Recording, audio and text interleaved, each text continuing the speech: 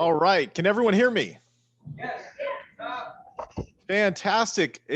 I'm very happy to see that everyone there got their COVID vaccine and Governor Dunleavy has allowed you to meet today. That's very nice of him. So the first thing that I want to talk about the mindset of a successful activist or candidate is that you have to have fun. June will be my 10th year as a dues-paying member to the Libertarian Party, and I got to tell you, after 10 years, you realize that if you're not having fun, you're probably going to quit and do something else. So you have to make it fun the best that you can. The second thing is to be yourself while you're doing it, okay? Because you can't be anyone else. And if you try to be someone else, it's just not going to work and people are going to see through you. With that said, let's get into the actual training. So I'm going to read a quote here. Can I share my screen? Yep. Let me, the settings should already be there. Give it a shot. If not, I'll mess with it. All right, let's see here. How do I do that? Oh yeah, share screen. There's a button for that. All right. Okay, so I'm going to be going through some lessons that are within my campaign success coach, and this is a workbook that has some fill in the blank stuff. I give it out for free. I also give out free memberships to the online Libertarian Leadership Academy. All you have to do is shoot me an email, and it's michaelpickens@libertarianleadership.org. michaelpickens@libertarianleadership.org. So the quote I want to read you, this is actually a review from a gentleman named Bob Berg. Bob Berg is an author of the Go Giver series. He's also the author of the book Adversaries and Allies. He is a multimillionaire and he is a corporate speaker and trainer and coach. If you want to provide yourself with the best possible chances of winning your election as a libertarian candidate, this is the best resource you can get your hands on. It's a combination field manual and guide on how to organize, lead, communicate, influence, and persuade. As a libertarian, you have the best product on the market, freedom. But in today's political climate, having the best product is not enough. Fortunately, with this manual and workbook, you and your fellow libertarian candidates throughout the country have the legitimate hope of making freedom a reality in our towns, cities, counties, states, and country. So let's go ahead and get into it. So I'm going to jump through this and skip some pages here, but like I said, you can get a free download and print this out.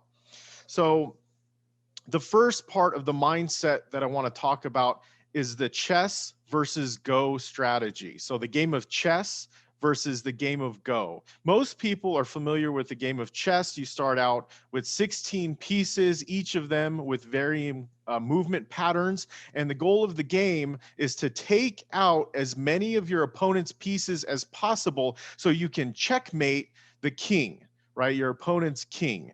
Now, most people in politics or most activists think that politics is a game of chess. You've got to take out your opponent. You've got to take out your opponent's supporters. You've got to sling mud, right? You've got to do all these nasty things to be successful.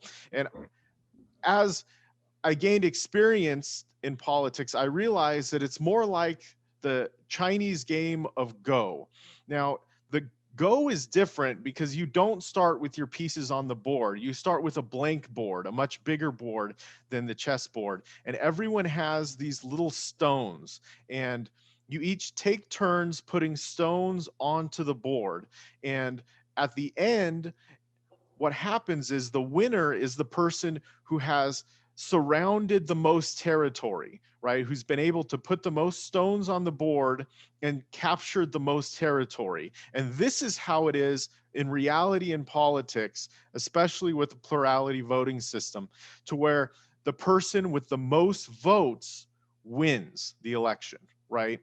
So if you have a mindset that you're going out there and you're going to collect as many stones as possible, not get as stoned as possible, but collect as many stones as possible, you have a better chance of winning, right? So the difference is that instead of trying to just attack your opponent, you're going out there every single day and you are trying to talk to as many people as possible. You're trying to influence as many people as possible, right?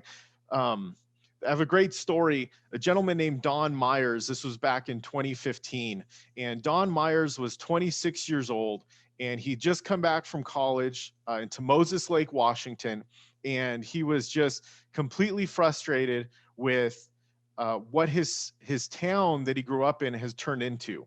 So he decided to run for city council, and Don had never run for office before.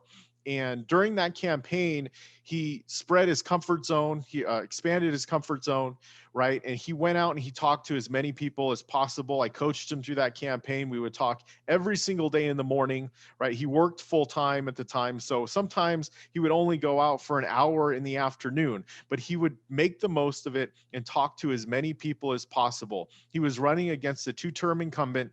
Um, the first vote count came in and he was behind by about 100 votes. The second vote count came in, he was behind again. The third vote count came in and he ended up winning by 16 votes, right? So he was elected in that position in 2015. He's now serving his second term as an elected libertarian. He also served as the vice chairman for the Libertarian Party of Washington, and he's planning a run for state representative. He took this mindset of going out there and talking to as many people as possible and trying to influence as many people as possible, and he turned it into a winning strategy.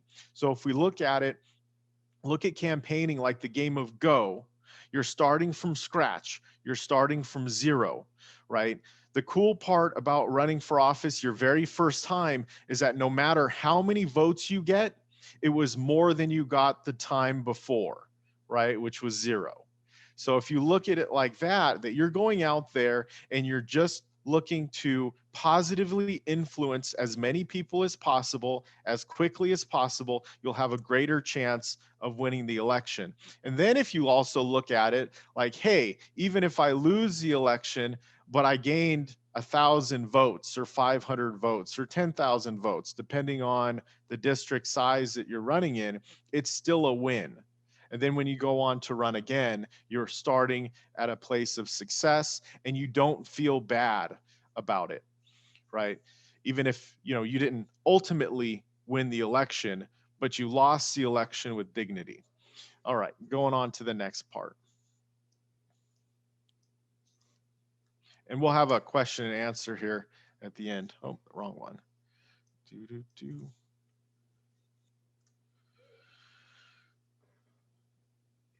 Oh, I got this a little mixed up here. All right, so before you launch your campaign, there's something super important that you need to do, and that is put together a campaign plan or a prospectus. I like to call it a prospectus because in business, this is what we use to raise money, to get a business going, to get it off the ground. You're basically creating a strategic plan for your campaign. Now, it's important to do this for a couple of reasons, but the most important part is that when people know that you have a plan, they're more apt to join you. They're more apt to donate to your campaign. If you don't have a plan, they're less likely to do that. So when you go into your campaign and you have a physical document that has your background, that has information on how you could win your race. It has information on your district. It has information on the issues that you stand for. It has information on what you need to win. It shows people that you're serious, right? And it also gives you the confidence to go into any meeting and talk to any supporter or potential supporter or any potential voter to say, hey, this is what I'm going to do when I get elected. You will feel 10 times as confident as you would without this. This is the plan that's going to take you from starting from scratch, starting from nothing, and help you become extremely successful in your campaign.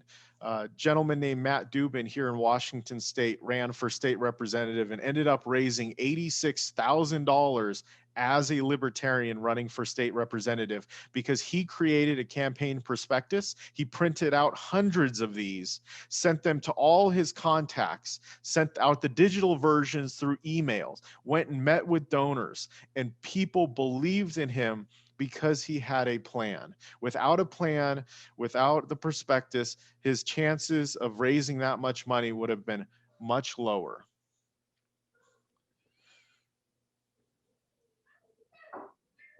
All right, the next thing we're going to talk about is the 4 laws of learning. So one thing that's really exciting about watching a candidate run their first campaign to their second to their third campaign is that they grow, right?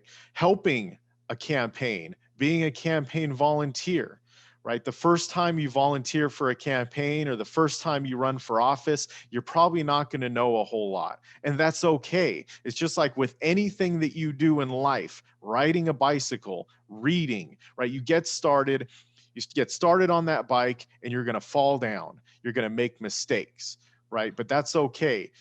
What do you get from a mistake? You get a lesson, right? You learn from it. FAIL is a great acronym. FAIL, first attempt in learning, right? When you first run for office, when you first speak in front of a group of people. I remember when I did my first training, I was so nervous and sweating and stumbling through it and reading off a script. And, then fast forward to the 50th time you do it, the 50th time you address a crowd, and you're comfortable. You don't even have notes. You're just going off the top of your head, and you're passionate, and you're not afraid, right? Maybe it's your 5th time instead of your 50th. But whatever it is, you have to first believe that you can do it. You have to believe that you can learn anything new, that you can gain any skill that you set your mind to, that you can become proficient in it. And there's a book, it's called How to Learn Anything, right? And in that book, he breaks down this process even further. But the first thing you need is the belief that you can do it. If you're gonna, whatever it is, right? So your first campaign, you have nothing, right? So you have to first believe that you can do it. And when you believe it, the next thing you do is you start it. You start writing out your campaign prospectus, right? You start writing out your bio. Well, what if you've never written a bio before?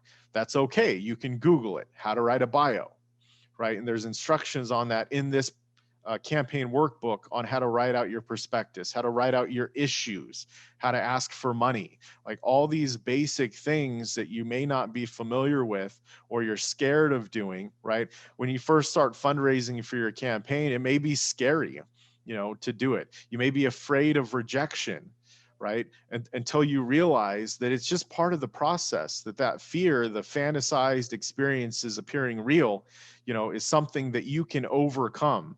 And then when you get good at asking people for money, when you get good at speaking in front of groups of people, it just becomes easier and easier. And that's when the magic happens. And that's when you start to become really, really successful. So believe it first. The second part is to start it. And then the third is to repeat it, right?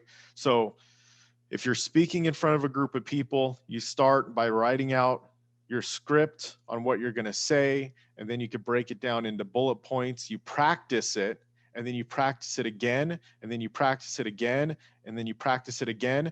We've all heard the phrase, practice makes perfect.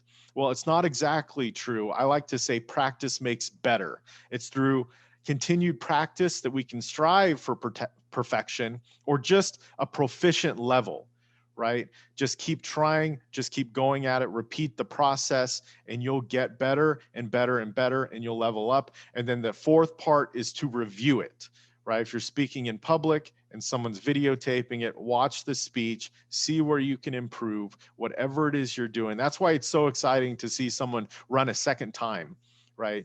And working with candidates in the past, I've always gotten them to commit that even if they lose the first one, they're going to run again. There's been too many libertarian campaigns where they've run once and then they've quit, right? Let's run multiple times. And this is a thing too, when you're talking to donors and you're talking to volunteers and it's your first election, but you know that it's okay if you don't win and you're committing to running again. When you tell that potential donor or volunteer or supporter that no matter what happens, you're going to run again, they're going to put their trust in you because they're going to understand that whatever they put into your campaign, whether it be money, whether it be time, whatever it is, that you are going to build on it, and it's going to pay dividends in the future. So that $10 donation isn't just going to lead to your success this one time. It could have ripple effects for the future, because you can build on the success that you have in the first campaign. So those are the 4 laws of learning. Really quick: believe in it, believe that you can, right? Get started. Even if you don't know how to do it, you can Google it. There's so many resources out there on every aspect of campaigning. One thing that I did when I first got started in political stuff with the Libertarian Party is I went through the Leadership Institute, which is a conservative training organization. And then I went through Barack Obama's New Organizing Institute, which was a super liberal, training organization. And I took what I felt was good and I left the other stuff, right? I was just open to learning new things and finding the information that I needed to be successful. All right, next step is to decide what you want from this experience, right? Whether you're running for office or you're just volunteering on a campaign, you have to decide what it is that you want. Do you want to increase your network in your local community? Do you want to grow your skill set, right? Do you want to improve your skills, no matter which skill you're looking at, right? If you want to increase your graphic design skills or your social media skills or your fundraising skills or whatever it is, you can use the campaign to become a better person. And then no matter what you do in the future, those skills will always stay with you. They'll always stay with you. So writing down what it is that you want to learn and experience from the campaign is going to help put it into perspective and give you some goals that aren't just the typical win the election goal, right? So you feel like you're going to gain something from it that has a fundamental positive impact on your success in your life, right? So you come out of it a better person with better skills. Okay. So I'm going to keep going because we got a lot to cover. All right, here we go.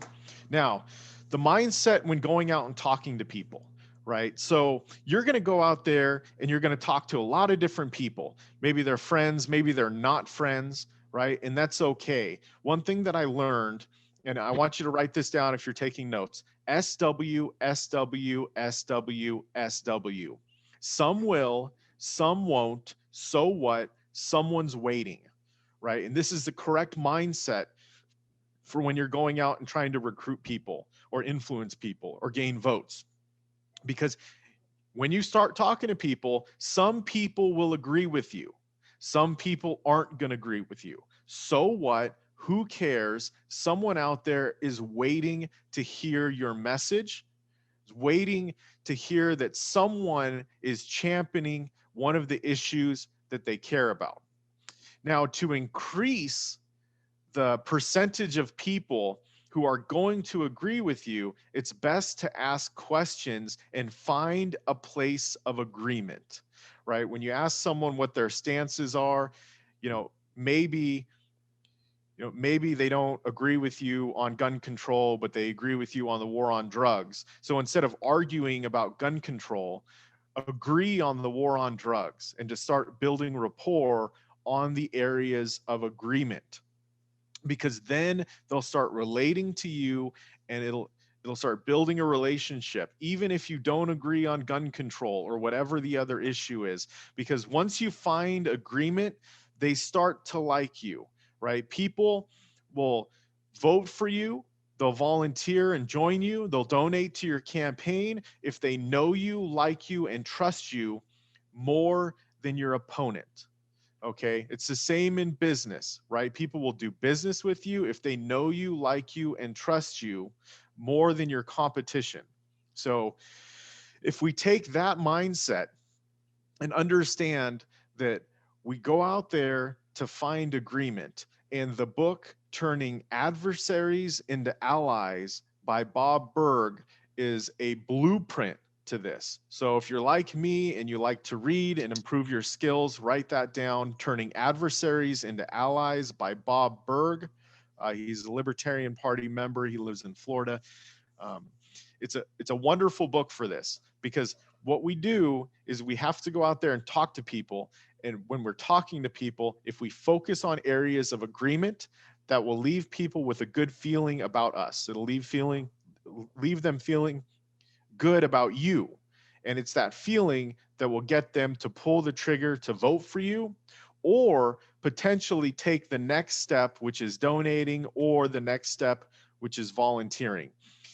When you find someone that agrees with you, right, that there are a couple of ways to go about it. You can ask them for a small donation, which I like to do, $5, $10, right? Keep the barrier to entry very low, right? Small commitments will lead to larger commitments. If they donate $5 now, they're more likely to donate $10 or $50 in the future, because once they contribute to your campaign, now they're going to start paying attention more. They're going to start paying attention more to what you're saying. They're going to start paying attention more to your events, right? They've now invested into the success of your campaign or the candidate that you're working with. So that's one of the ways that people can contribute, right, is through money. Then the other way, when you find someone who agrees with you, that they can contribute is through time, right? So when you find someone who, let's say they don't have money, but they have time, that's awesome, because we need them to go out on our behalf and to do the same exact thing, SW, SW, SW, SW, to go out there and start talking to people, find areas of agreement, and then build the relationship based on that foundation of mutual agreement. Right. So that is super important as we go out there, not to get in arguments with people one-on-one, even though libertarians like to get in arguments. I am guilty of that. So let's see here. All right. The next part is the level up mindset. So this is the level up mindset is a foundational mindset. Okay. And we talked about this a little bit earlier. It's that, so in my past, I used to play a lot of video games. And for those of you who've played video games, you know you have a character, and the character in the video game, as you defeat opponents or you accomplish the mission, that character gains experience points. And the more opponents you defeat, the more experience points your character gets, and your character will then level up in the game. And when your character levels up in the game, they're able to wield stronger weapons, defeat stronger opponents, right? Cast stronger spells. That character becomes stronger. And it's the same exact thing, not exact thing, it's very similar in real life, right? As we're going through this campaign, maybe it's your first campaign, maybe it's your second campaign, whatever it is, you are going to gain those skills the more you put into it. And if you look at your life like this and have this level up mindset to where every little thing you do will compound, and eventually your skill set will get better and better, and your success will then get faster because of it. Right. Here's a great quote from Og Mandino. Henceforth, I will consider each day's effort as but one blow of my blade against a mighty oak. The first blow may cause not a tremor in the wood, nor the second, nor the third. Each blow of itself may be trifling and seem of no consequence, yet from childish swipes the oak will eventually tumble. So it will be with my efforts of today.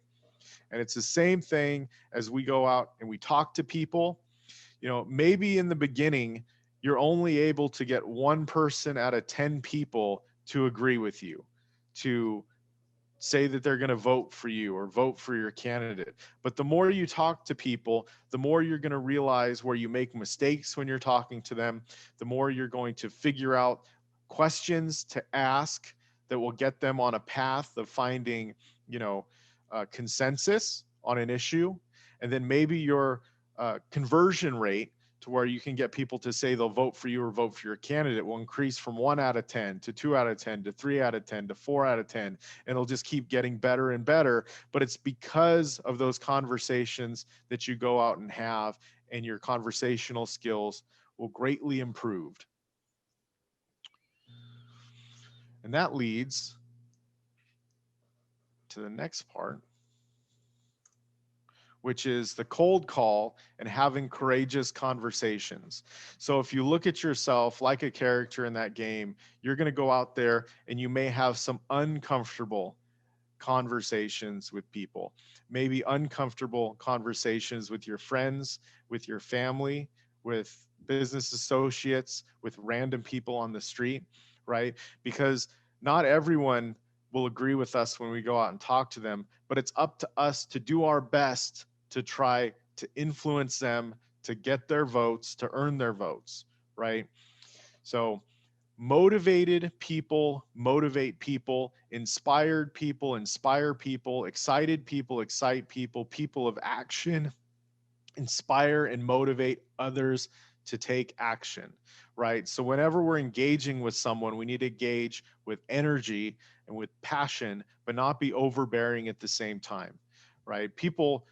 Most people like to get excited about something, right? And when you find an issue that you agree upon, if you focus on that issue and get extra excited about it and talk about the ways that you can work together to push the issue forward, you'll find more often than not that that other person starts to get excited too, because you're excited about it. They get excited about it, and then it gets them committed to doing something, to joining the campaign, or even just voting for your candidate.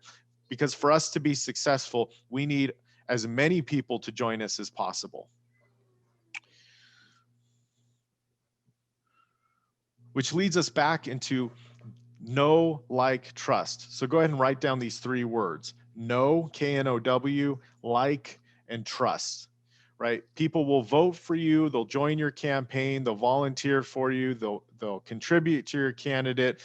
They'll go out and talk to their friends and family if they know you, like you, and trust you. Well, how do we get people to know us? There's multiple ways, right?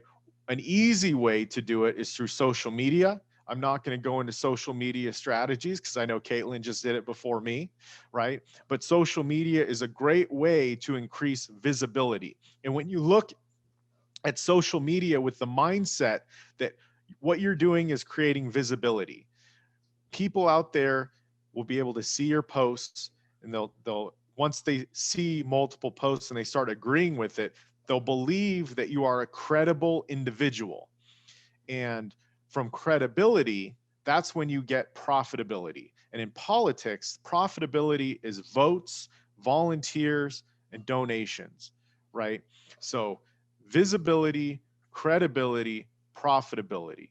Write down those 3 words. So with the visibility, that gets people to get to know you, right? It works the best with in-person interactions, right? It's not that easy to do though with in-person interactions, right? Because you have to actually go physically see them, right? Then the other way to do it is through phone calls, right? Calling potential supporters, right? There's lists of libertarian voters that your state party has that got from the Joe Jorgensen campaign, or if you're running for office, you could try to get that list, or a list of registered voters, right, who registered libertarians.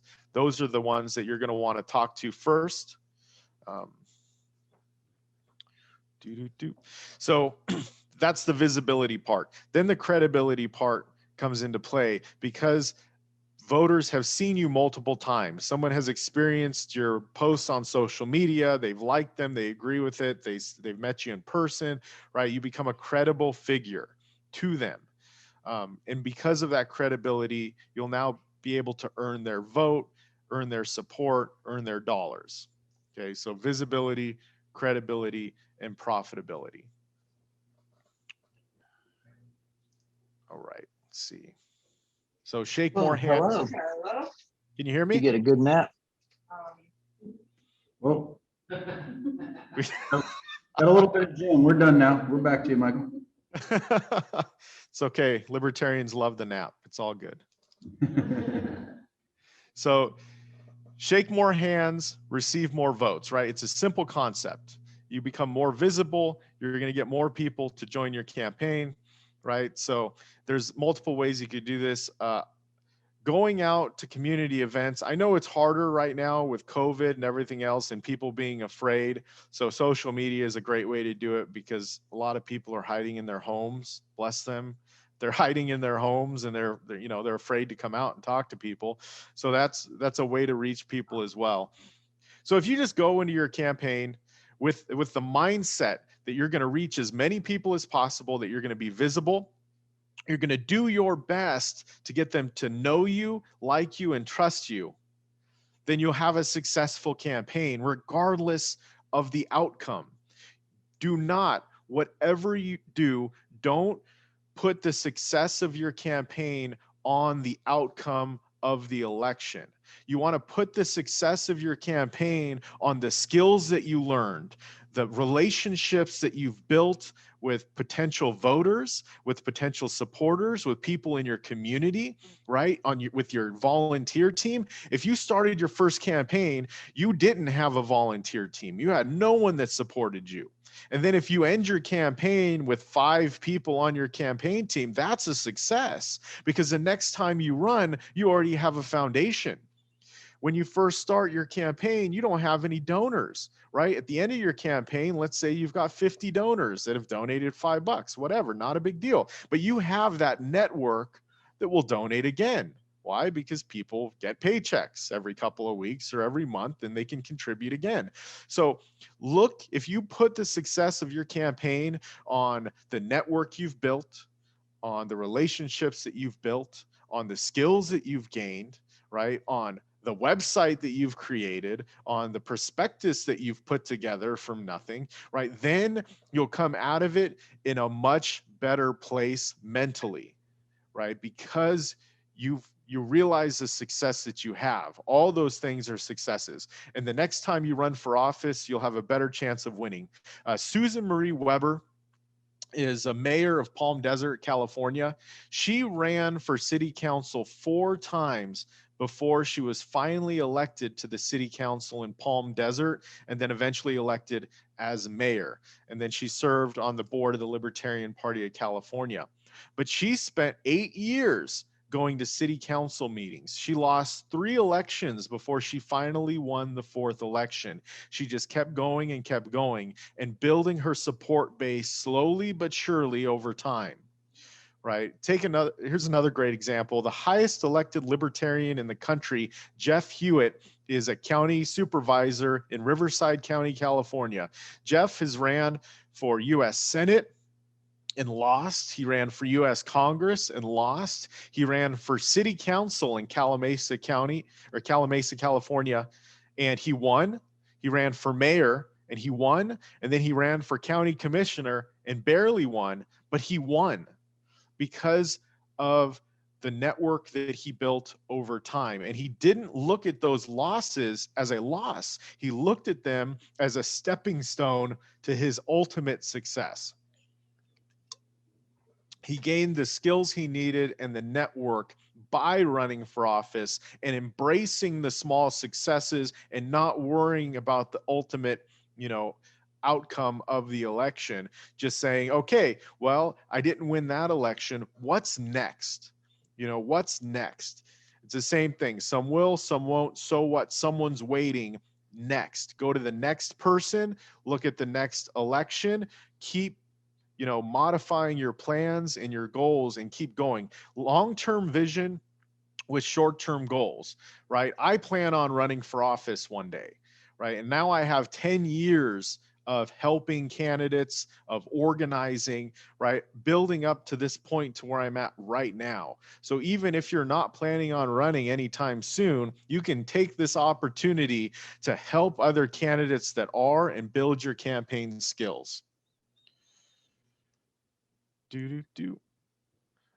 All right, something that is super important that a lot of training skips over is affirmations. Daily affirmations are simple positive statements declaring specific goals in their completed states or actions we must take to accomplish those goals, right? So a few examples. I really enjoy talking to people about their concerns. This is a great affirmation for people who are introverts. I used to be a big time introvert, so I didn't really, I didn't want to go talk to people, or I was afraid to talk to people, right? So telling myself I really enjoy talking to people about their concerns, you tell it to yourself over and over and over again. Eventually it gets programmed into your subconscious mind, and then you start enjoying talking to people about their concerns, and you realize that you can gain a lot of knowledge that way, because there's a lot of other people out there that are very educated on whatever it is that they care about. There's a lot of single issue voters that have a lot of knowledge that you can learn from, right?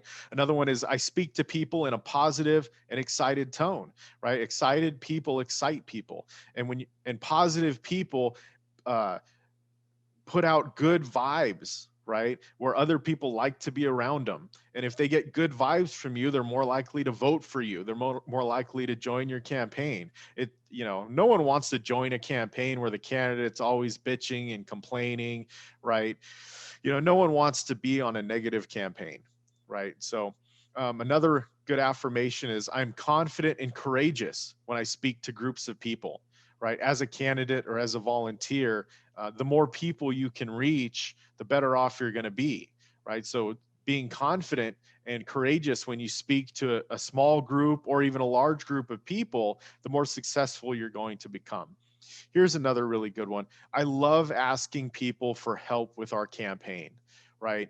Some people find it difficult to ask for a donation or to ask someone to volunteer or to ask people to get involved, right? So having this affirmation of I love asking people for help with our campaign, because I understand that the more people who join our campaign, the more successful we're going to become, right? And people love to be asked too. Even if their answer is no, it's okay, because if you don't ask them, the answer is always no.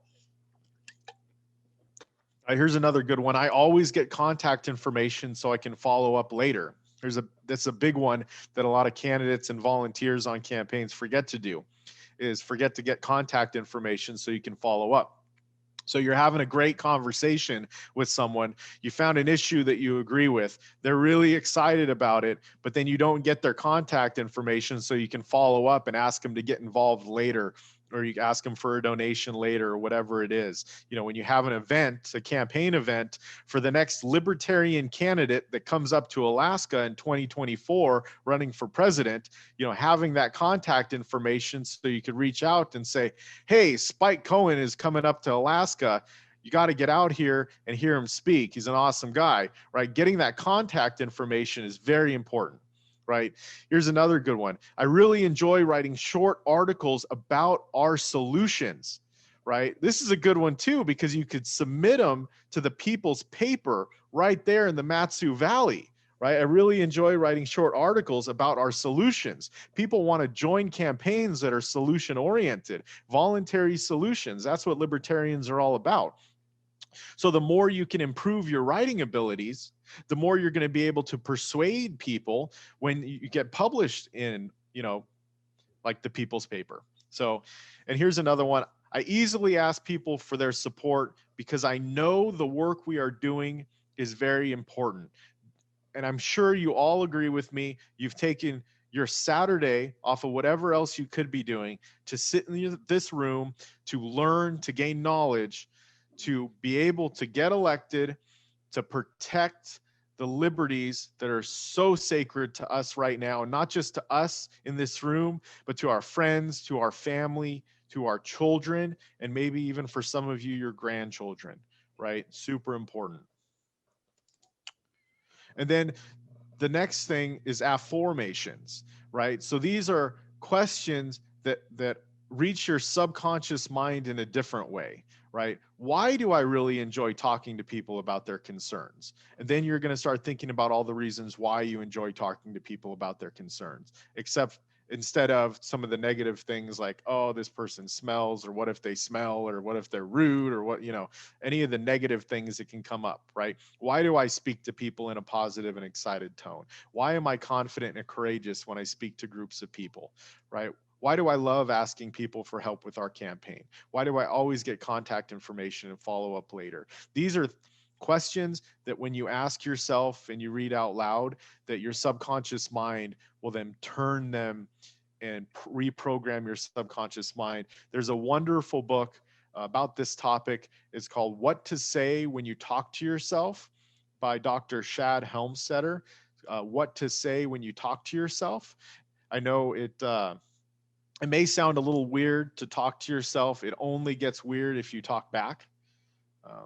So there's that. But affirmations and afformations are very important. And now I'm going to go ahead and wrap it up. Only got a couple more minutes left. The truth about winning elections. To win an election, whether you're a candidate or someone supporting the candidate, you'll have to talk with a lot of people, right? But not just talk to a lot of people. You'll need to be able to get those people to like you, to like us more than our opponents, right? In person, over the phone, or on social media, we must be communicating positively with as many people as possible in the district or area we're running in. Elections are really popularity contests. The most popular person running will win the election. It's the bottom line. The person who is most liked in the community by more people will receive more votes. It's that simple. We need to win the popularity contest, but we can do it without having to sacrifice our principles, right? So, like I said, I'm going to send this out to anyone who wants it, and they can read through it and take more time to fill in the blanks and to go through it, right? It's really important that we take this seriously, and we do everything that we can to be successful. I'm going to speed through this all the way to the end. There's one more resource that I'd like you to check out. It's a book by Stephen Pressfield. It's called Turning Pro. Turning pro is free, but it's not easy. When we turn pro, we give up a life that we may have become extremely comfortable with. We give up a self that we have come to identify with and to call our own. Turning pro is free, but it demands sacrifice. The passage from amateur to professional is often achieved via an interior odyssey whose trials are survived only at great cost, emotionally, psychologically, and spiritually. We pass through a membrane when we turn pro. It's messy and it's scary. We tread in blood when we turn pro. What we get when we turn pro. What we get when we turn pro is we find our power, we find our will and our voice, and we find our self-respect. We become who we always were, but had until then been afraid to embrace and to live out. So I want to thank you all again for having me on. I want to thank you for the campaigns that you're going to be working on here in the near future, for the campaigns that you're working on now. Thank you for sacrificing your Saturday, or let me rephrase that. Thank you for investing your Saturday in the future of the Libertarian Party of Alaska, in the principles that we hold so dear, in self-ownership, in non-aggression, and in voluntarism. What we put in today will pay dividends in the future. The conversations we have today may turn someone out there in our community into a libertarian. Ron Paul said it best, they can never unhear what we tell them. So let's go out there and plant some seeds for liberty. Thank you all so much.